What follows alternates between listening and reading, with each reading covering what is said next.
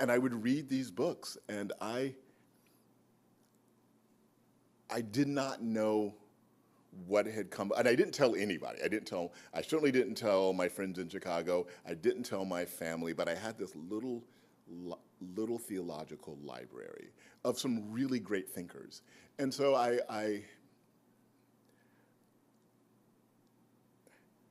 that formation, and then I know Catherine loves to talk about formation. That's formation, and I think an important thing for us to know as a church is that we're always in formation. There's always food is formation, right? When someone walks in the doors to Calvary, how are they formed from the moment they walk in? And when I came here for my interview, it was Memorial Day weekend, and I was quite clinical about it. I came for the interview. I loved everything about it, and Scott was like, "Oh, well, you'll come to church 10:30," and I came to church, and I counted who talked to me. 4 people talked to me, said hello to me even before I sat down and this is out, and Yvette wasn't even here. So, and then at the passing of the peace, it wasn't a full service, and at the passing of the peace, 7, 8 people talked to me. You guys talked to me, so I was literally keeping tabs, because I wanted to know what kind of welcome this unknown person who's not hired yet, got. And I got this welcome, and I feel like throughout my life, God has very gently given me this welcome, and it's not. I feel like I know that we're all born with a sort of inner compass that calls us to God. And it can manifest itself in so many different ways. And it can let me just keep it on me. If I ignore that, I think when we ignore that, I think there's all the pain in the world there. When that inner compass, because it will come out, it'll come out sideways. It comes out in, people talk about, I can, talk about addiction as kind of a low-level path to God. It's looking for something beyond ourselves. And so I felt like I've been on that path a long time. I look back over this long linear life that I've led, or a life that I thought wasn't linear. I look back on those moments. I look back 30 years ago, reading those theology books and thinking God's fingerprint was on that the whole time, and I had no idea. My prayer used to be, God, please make it obvious. That's a really scary prayer to pray because it's like it's in your face all the time. My prayer now is generally, God, surprise me, and that's even scarier in some ways, and because I am a person that actually likes to be proven wrong, because I make so many, I can make assumptions about anyone in this room, right? And I want to be proven wrong, because I don't want that, my set, scared, sometimes justifiable, like my fear, I don't want it to block me so much that I can't have a conversation with you. I'm going to move along. In 1996, I moved to New York, and I was going to be famous. I was going to be a famous opera singer, and New York is a really rough town, and I did not want to be a starving artist, but I sang at a bunch of Episcopal churches in 3 or 4 Episcopal churches in New York, and I was in New York on 9/11. And I was singing at a church on 8th Street and Broadway called Grace Episcopal Church. And outside of Trinity, Wall Street, it's the next closest Episcopal church and so that church was not usable during that time. There's smoke, everything. So we probably I probably sang at 40 or 50 funerals during that time. it was just, but it was one of the only, like one of the things about being in New York after 9/11 was I felt useless, and this was a tangible thing that I could do, is show up for people and show up for.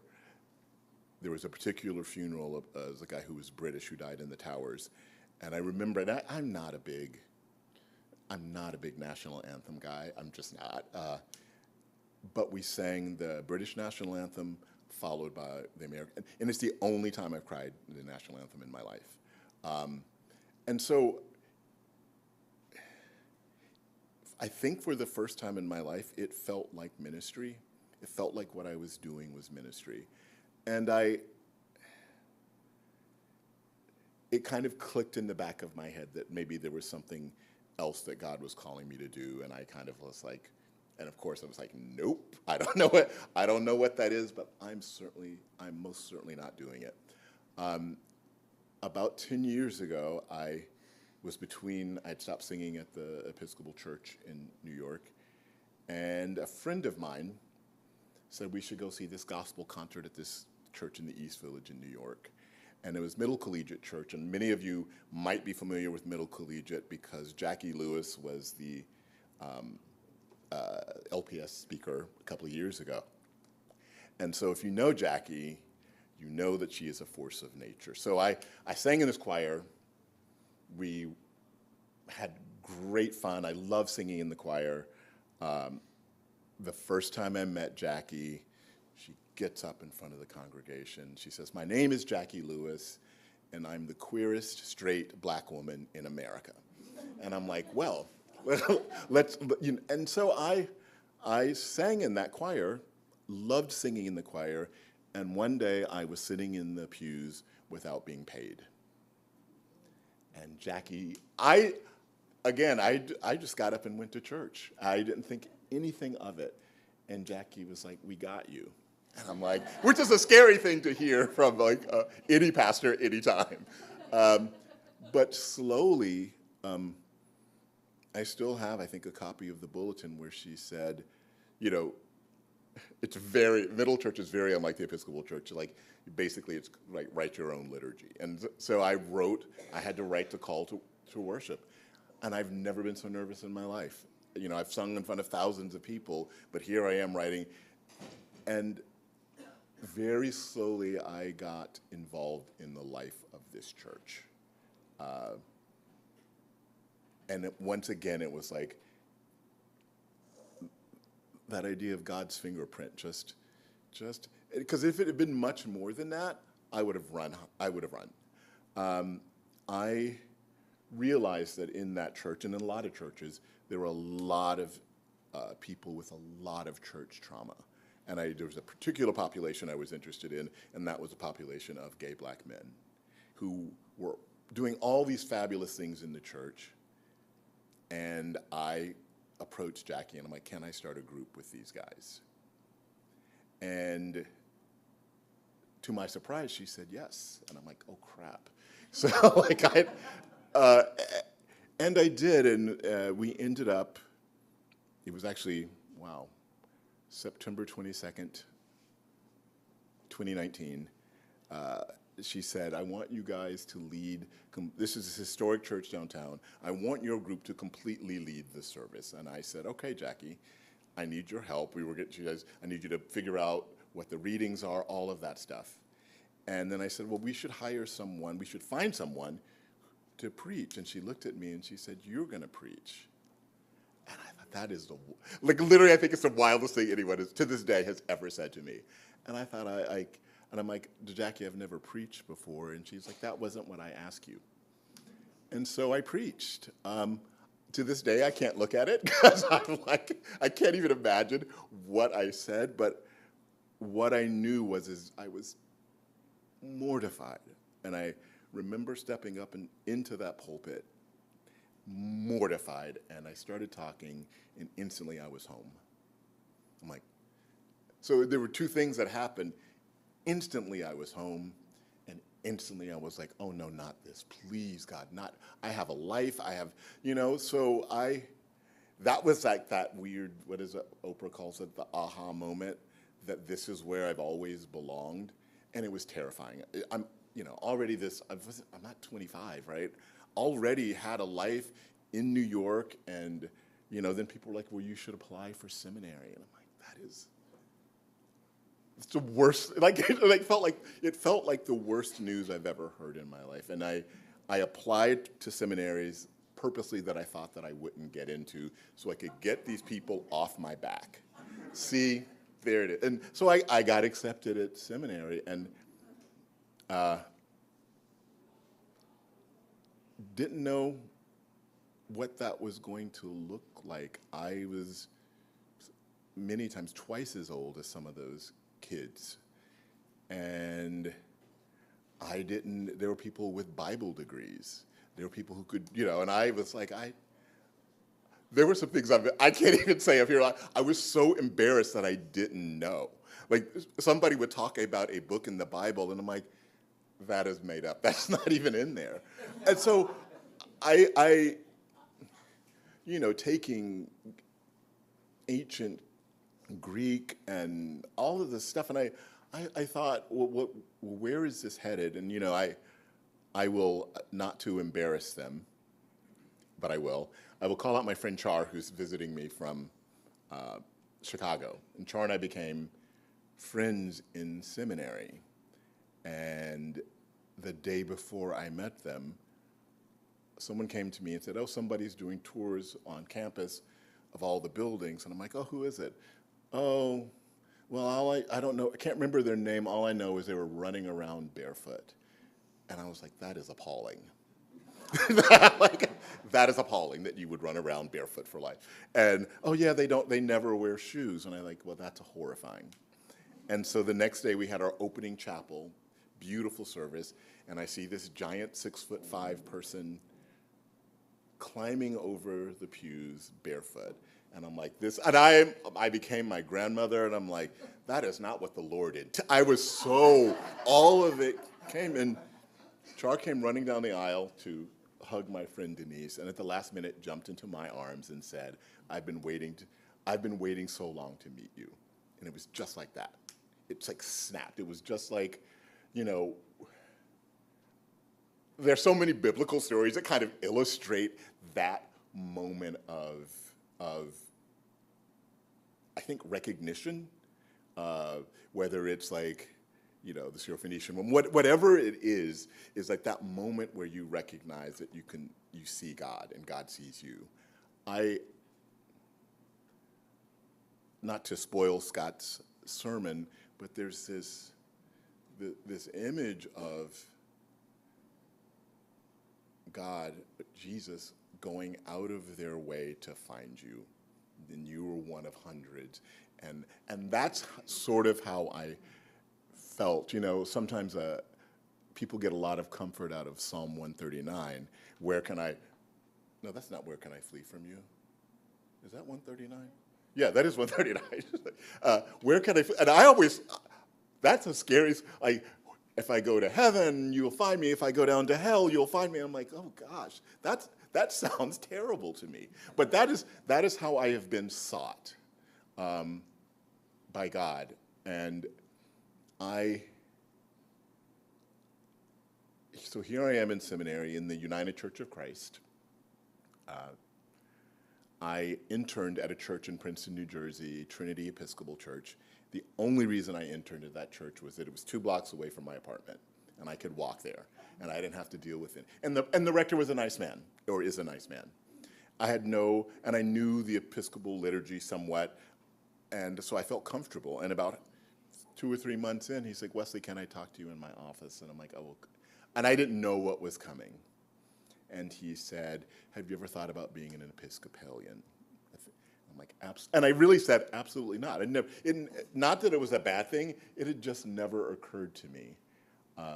This would have been a couple of weeks before Holy Week. He goes, well, the bishop is coming on Palm Sunday, and he could confirm you. And I'm like, it's a big, it's a life-changing kind of thing. And so the Sunday before Palm Sunday, I told him, I'm like, Paul, I can't do it. just can't do it. And he said, cool, it's fine. He goes, you have plenty of time to make up your mind. We just won't do it this round. And so we had Palm Sunday, and then Maundy Thursday happened. And I'd been to tons of Episcopal services before. I'd sung in Maundy Thursday services. But in New York, and I don't know why, the way that the foot washing happens is that the clergy washes everyone's feet. There's like 4 or 5. But at this church, you stood in line, and I didn't realize it until I was in line. You wash the feet of the person that's next to you, whoever it is. And it was a complete stranger on either side. And I didn't have a real problem washing someone else's feet. Having your feet washed by someone is one of the most intimate, vulnerable things that could happen to a human, I think. And I allowed it, and by the end of that service, I was in tears, and I'm like, oh, and I went to Paul, and I'm like, yeah, I can do this. And so it was such I think I preach a lot about, or I talk a lot about embodiment, and I think it was to have that sort of embodied experience was enough for me to, as beautiful as the liturgy is, as beautiful as the prayers are, that was the moment, that moment of actual touching meant everything to me. And so I started this whole process. I was set in Princeton, New Jersey at my church. They hired me after seminary. I was lay pastor. I was on the ordination track, and at some point, well, not at some point, on July 17th of last year, of 2024, I got called into the bishop's office, and she said, "This is not news you want to hear." And I'm like, oh boy. And she said, your Episcopal experience has been, your Anglican experience has been rather limited. So what I'd like you to do is go for a year to Virginia Theological Seminary. And this was July 17th. Classes started August 3rd. And I had a full-time job, an apartment, all the stuff. But if I didn't do it, then my ordination process would be stalled. And I was on the outside smiling, "Thank you, Bishop, that's really wonderful thank you for the opportunity." On the inside of me was every explicit word you can imagine. Like I was, and to make that mad scramble and go and to move from Princeton to Alexandria, and move from an apartment to, because I got accepted so late, it wasn't even 12 by 12, maybe a 10 by 10 dorm room, like an 18-year-old. Like, it was, and 3 meals a day in the cafeteria with these kids, like, and I just thought, well, this is the worst thing ever. Turns out the bishop was right. It turns out I got to experience, if you've ever been to like Washington area Episcopal churches, it's like a crapshoot. Like you just don't know. You can get something that is so high church that it is indistinguishable from like a Catholic liturgy to, I went to a service where the rector was dressed up like Cindy Lou Who, and they had someone singing the Grinch song. So like that wide variety, and I needed to see it. I needed to see how we worship as a community and what it is as part of the Anglican global community, what it is that holds us together, what it is, and for me, it all came back to liturgy. It all came back to, here are these familiar words, and for me, there's also a double-sided sword to that, because here are these familiar words that, we say the creed, we say these prayers, and sometimes they become so familiar and so that we don't know what we're saying, And I had a kid in my youth group who had not been baptized. And he was thinking about getting baptized. He was 15, and he's like, I just don't know if I believe all that stuff. I'm like, well, join the club. Like, you know, read that creed, and if you, even if you understand it, do you believe in every word of it? And as Episcopalians, we are so blessed that we get to question and we get to go, well, I don't know about that part, but this part I do speaks to me strongly. The first time usually it's in Rite One services, the first time I heard the prayer of humble access. We do not presume to come to this thy table, O Lord, trusting in our own. And I knew it from memory. And I'm like, why do I know that prayer? You know, my AME Zion, they use some of the exact same liturgy. And so that was embedded in me. But then immediately, I'm like, I hate this prayer. This prayer that we're groveling before God for a little crumb. I'm like, that's not my theology.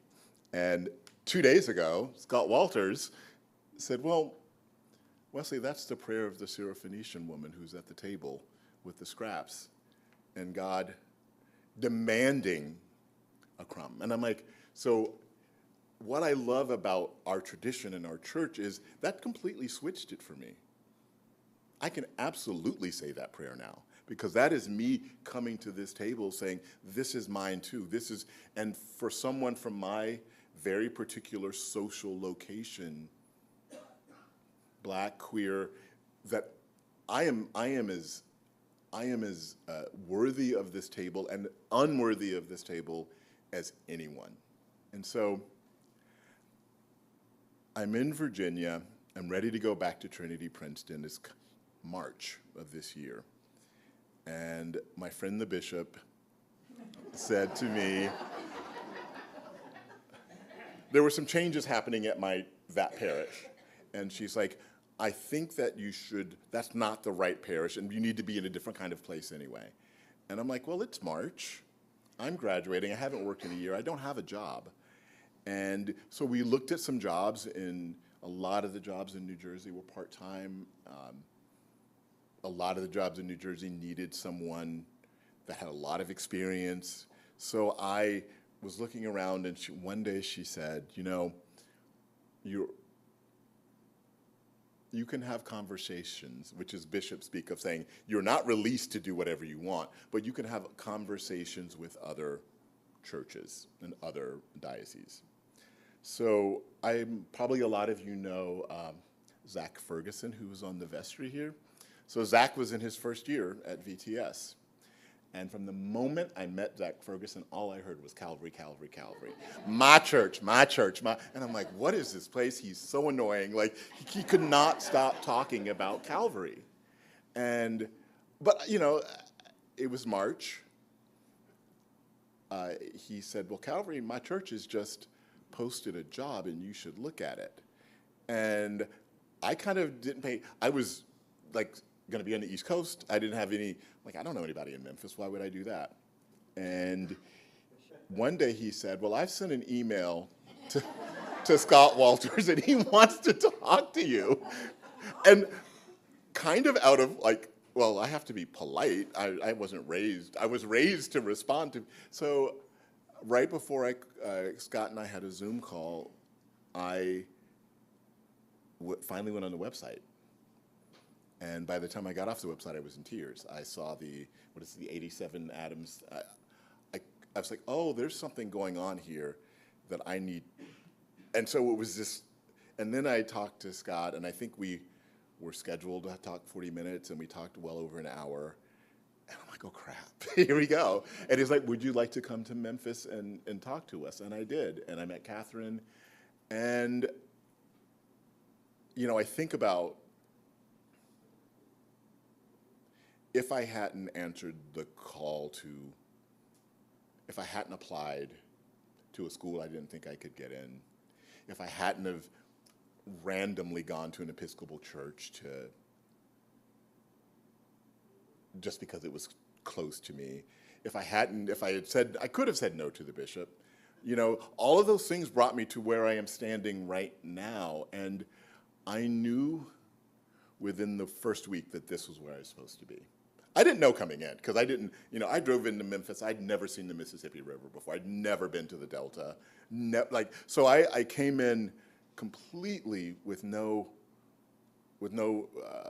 preconceived notions, but also no context. And within a week, and a lot of it is, I don't know if you know this about yourselves, this is an extraordinarily welcoming community.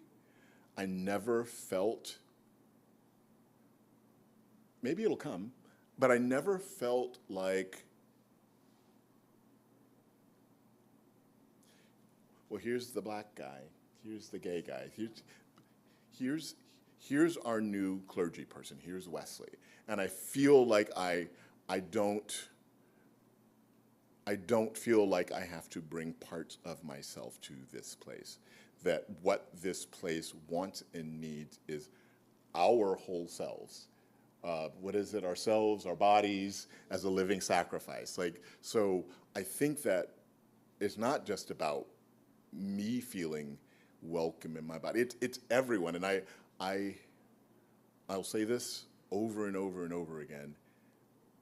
With the world out there, there has never been a better time to be the church. Never. And I think, and it's 500 years since, or 508 years since the Reformation, I think we're in a Reformation now. I think we are being called to task. I think that it's real clear what the world out there is.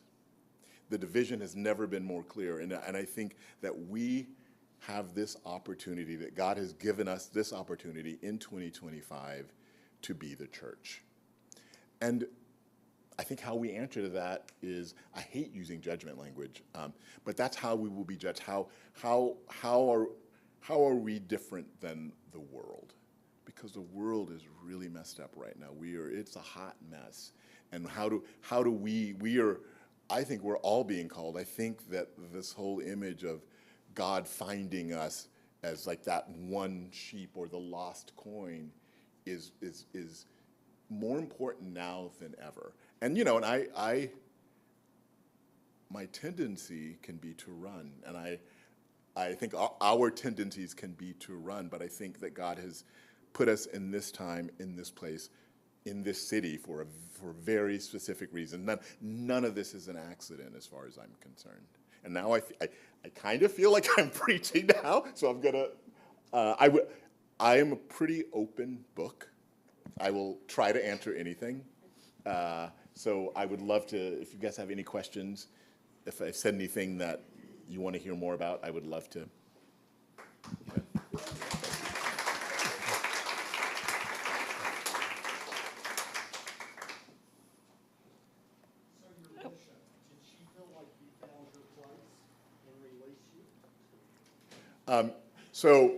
So I've been released to. Live streaming? Yep. I've been released to be here. I'm still in the ordination process. So when I am ordained to the diaconate, I will be ordained by Bishop Phoebe on behalf of Bishop Sally and the Diocese of New Jersey. So that's how that happens. So.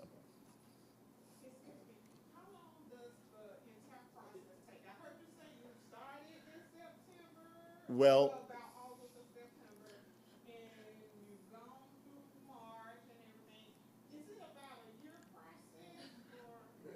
no, it's long. It's long. It can be, if people who come to go to seminary already know they want to be an Episcopal priest, they've already talked to their bishop. Usually it's by their last year of seminary, which is 3 years in, they'll, at some point during that year, they might be ordained as a deacon. That's kind of, but people get to the Episcopal Church in so many different ways now that used to be the normal thing. It's no longer the most normal path. I think a lot of us come in, and so for me it's been, I started seminary in 2020, and it's 2025, and I'm still.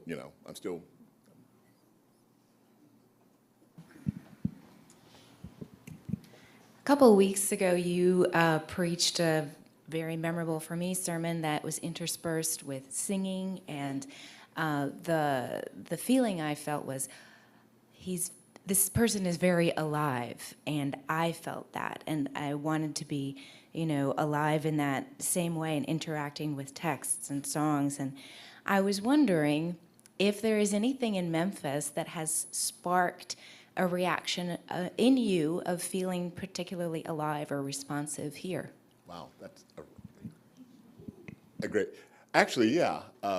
So yeah, I live on Nelson in Cooper Young, and for most of the day, I'm like, especially when there's big stuff going on, parades, all of that stuff, I'm really happy sitting at home and listening to music and not dealing with public.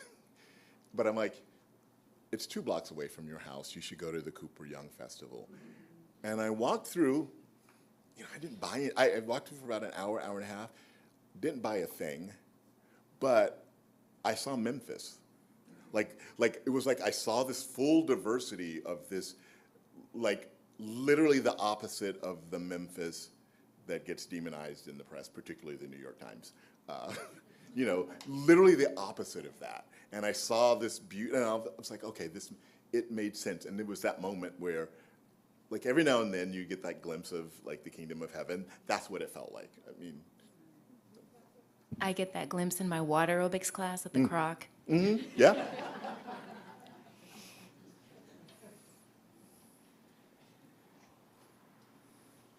Yep. So you give credit to God for a lot of the events in your life that occurred. How do you differentiate between a calling from God and a random circumstance? What is it somebody said? It's certainly not an original thought of it. Coincidences or is God being anonymous? Like something like that. Like I want to be clear though. Like I don't think that everything that happened, because if I include the totality of what happens on this planet, or even the totality of what has happened to me, like if I had like childhood abuse, that wasn't, this message from God. I think the message from God is this thing happened, this terrible thing may have happened, and how can I use this to your benefit? And how can that help somebody else? So I do think some of the most dangerous people on the planet are people who, like, God, if somebody says to me, God told me, I'm like, oh boy. Whatever comes after that, sometimes it's really dangerous and really scary. So I don't want to be that, like, I'm not a person that normally feels this direct voice of God in me. But I do think a lot of those things that I thought were coincidences happened exactly at the right place at the right time. I hope did that kind of answer? Okay.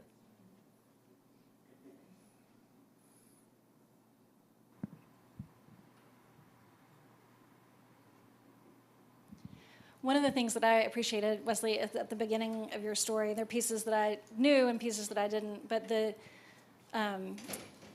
space between church was not for me at the time, but God was always there. Whatever crises and doubt-filled moments that we've all had, it seems to me that I heard you say God stayed present even when I was away from the church. Mm-hmm. And that distinguishing between this is one of the places where we meet God, but we don't have the only claim there, right? And that you were still, able to, that those things were separate, even if they've kind of come back together now. So I don't know if you can talk just a little bit about how they've come, you did over your story, how they've come back together. They're not always, so maybe a different question is, what are some places outside of the church for you, but like the Cooper Young Festival, that you find God? When I don't have words, it's always music for me, always.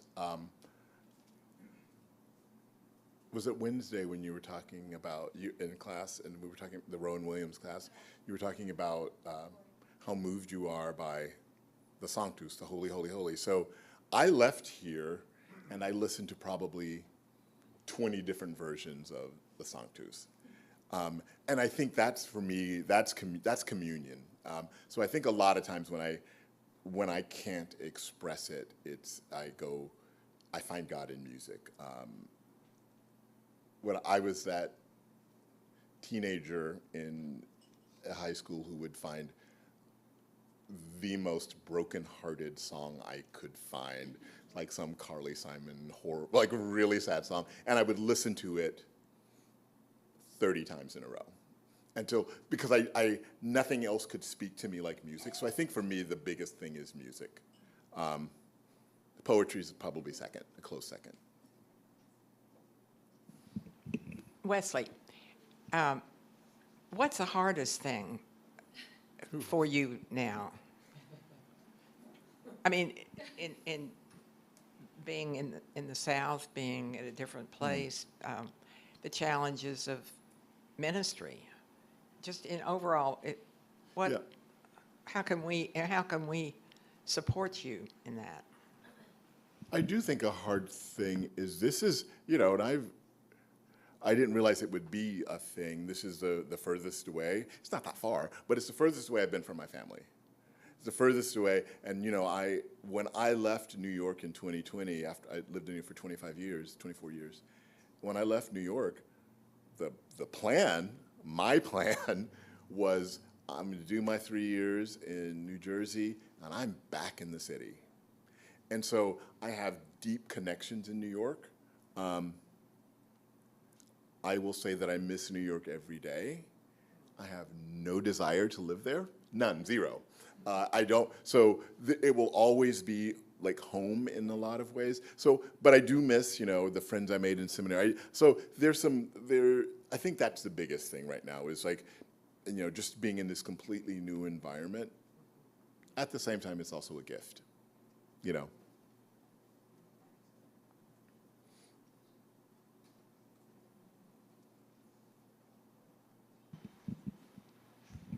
Have you maintained a connection with music here in Memphis?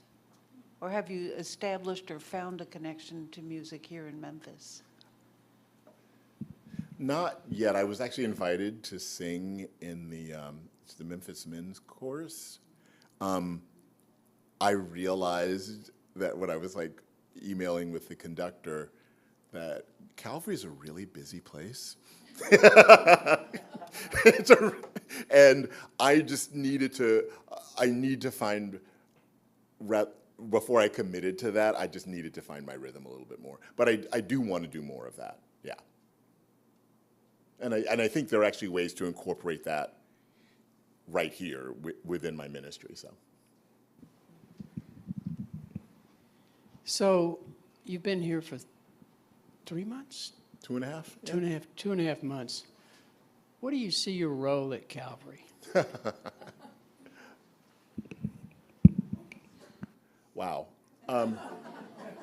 Thanks, Bill, for the always probing questions.